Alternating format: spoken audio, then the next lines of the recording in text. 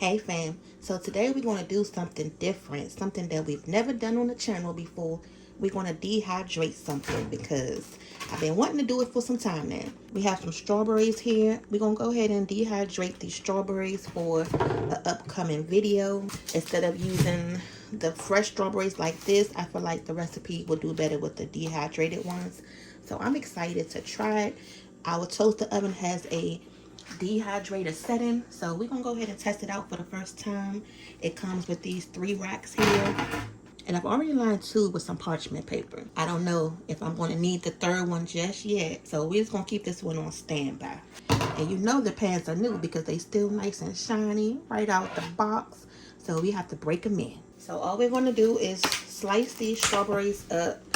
We're gonna take the stem off, and I'm gonna just slice them because I want them to be on the thicker side. Once they dehydrate, they'll still have some weight to it. They won't just look like shriveled nothings. So I'm just slicing them into 3s, and then we're gonna go ahead and lay them out on that tray. But this is a quick prep video.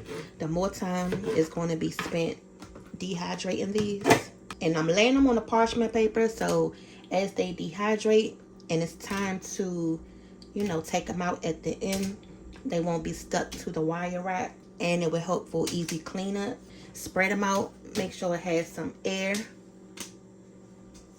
That's why I pulled out all 3 of those racks, because I didn't know how many we were going to need.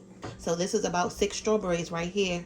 So I ended up with 2 trays worth. I didn't use all those strawberries. I want to go ahead and test it out, and plus we still eating on them, so I didn't want to use all of them up. But now we're gonna go ahead and move over to the toaster oven. All right, so this is the toaster oven. Now it can fit 3 trays in here. I'm gonna put the next tray in, and we did put this tray on our Amazon. Okay, now I got both the trays in here, and you can find this dehydrator oven on our Amazon storefront, you guys. Just in case you don't have one, this is where we got ours. Okay, and you see it has the air fryer, the toast, the bagel, pizza, the bake, rotisserie, one of our favorite ones, slow cook, roast, and dehydrate. So we're going to move it over to the dehydrate, and this is where you can control the temperature, and here is where you can control the time.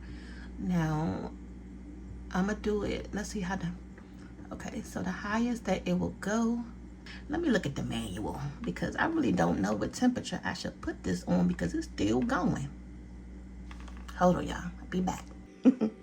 Okay, so the oven comes with this book right here, and it shows you what time and how long you should dehydrate or cook. Okay, so it's saying the recommended time is 120, although it ranges from 85 up to 175 degrees.